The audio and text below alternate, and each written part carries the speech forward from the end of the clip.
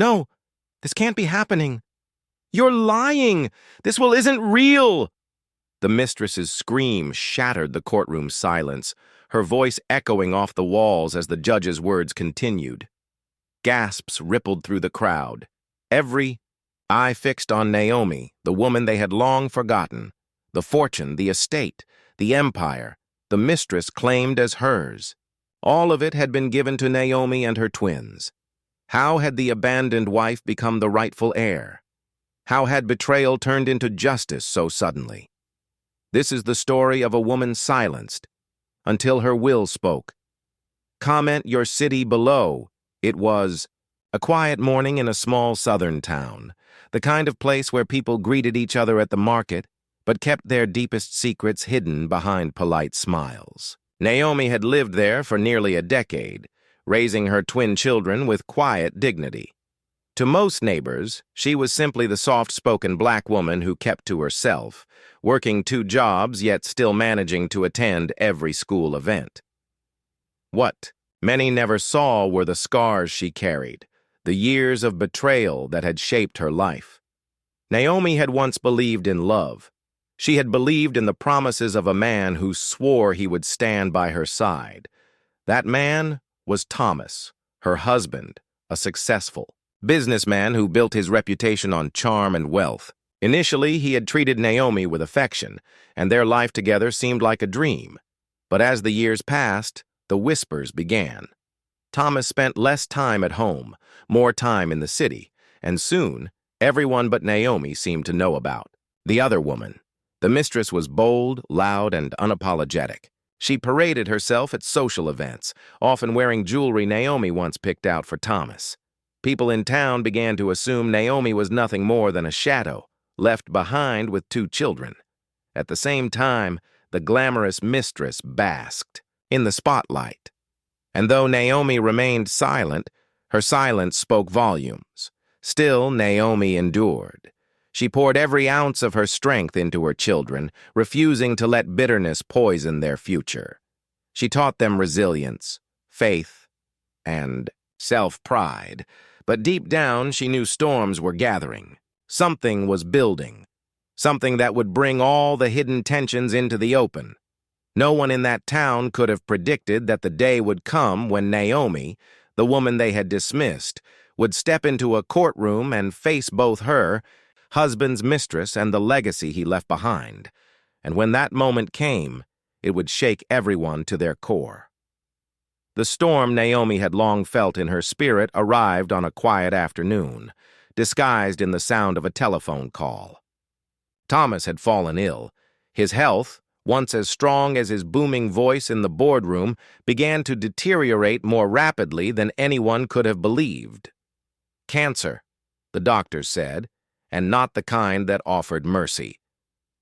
The news rippled through the town, and suddenly the mistress, who had strutted so boldly, was seen lingering around the hospital corridors, clinging to the man she thought belonged only to her. Naomi, though estranged in all but name, still carried his surname and his vows. Yet when she walked into that sterile hospital room, the mistress made sure everyone knew who she thought was in control. Naomi stood quietly at the bedside, her twins clutching her hands. At the same time, the other woman draped herself over the weakened man, whispering about the empire they would build together. Nurses looked on, uncertain where to direct their respect. Some ignored Naomi altogether, as if she were invisible, as if the years of marriage and sacrifice had no meaning. For weeks, this silent war continued. Naomi brought the twins faithfully, their small voices a comfort to their father in his final days. However, the mistress hovered, spreading rumors and even suggesting that Naomi had abandoned Thomas long ago. People believed her lies because they fit the narrative of a poor black wife being unworthy of the wealthy man she had once stood beside. When Thomas finally passed, grief fell heavily on Naomi, but there was no time for peace. The town buzzed with speculation. Who would inherit his wealth, the businesses, the sprawling estate? Everyone assumed the mistress would emerge victorious.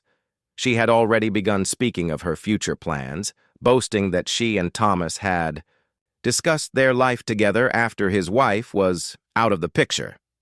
Her arrogance filled every room she entered. The day of the will reading arrived. Naomi prepared her twins in their neatest clothes, their small shoes polished, their faces full of innocence. She entered the courthouse quietly, head high, though whispers swirled around her like biting winds. Some stared with pity, others with judgment. The mistress, by contrast, stormed in with high heels clicking, a designer bag on her arm, and a smirk that told the entire courtroom she believed the day belonged to her. Naomi sat in silence, her hands folded tightly, her heart pounding. Every insult, every moment of invisibility, every time she had been told to step aside, it all pressed down on her in that moment. She could feel the weight of years of betrayal and humiliation, and though she said nothing, her very presence disrupted the mistress's confidence. When the judge entered and the will was placed before him, the room shifted. Naomi could feel eyes on her, waiting for her to break, waiting for her to bow her head and concede defeat. But deep inside, a fire was burning. She wasn't there to fight for herself anymore. She was there for her children, for the future they deserved, for the justice she had been denied for far too long. And as the judge began to read, the air in that room grew thick with tension. No one yet knew how dramatically everything was about to change. The judge's voice echoed across the courtroom, each word deliberate, each pause heavy with anticipation. Initially, the reading followed the expected pattern, featuring acknowledgments of business accounts, property listings, and debts. The mistress leaned back smugly, her painted lips curling into a smile, convinced the empire was hers. Naomi sat still, her children holding her hands, their little legs barely reaching the ground. Then came the twist no one had seen coming. The will declared that the entire estate, every dollar, every property, every business, was to be placed in a trust solely for the benefit of Naomi and the twins. Gasps spread like wildfire. The mistress's smile shattered instantly.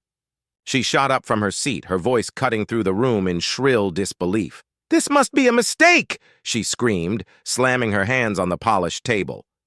The judge silenced her with a firm glance, continuing to read aloud the final wishes of the man she thought she owned. Thomas had not only acknowledged Naomi as his lawful wife, but also ensured his children would never be left to struggle.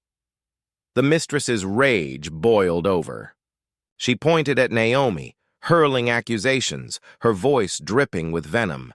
But Naomi did not flinch. For the first time in years, she was not the forgotten woman.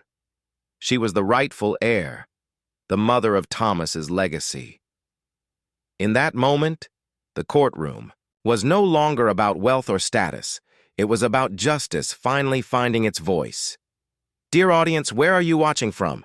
Drop your city name in the comments. Silence followed the chaos, broken only by the scratching of the judge's pen as he finalized the reading. The mistress was escorted out, still fuming, her shouts echoing faintly in the hallway.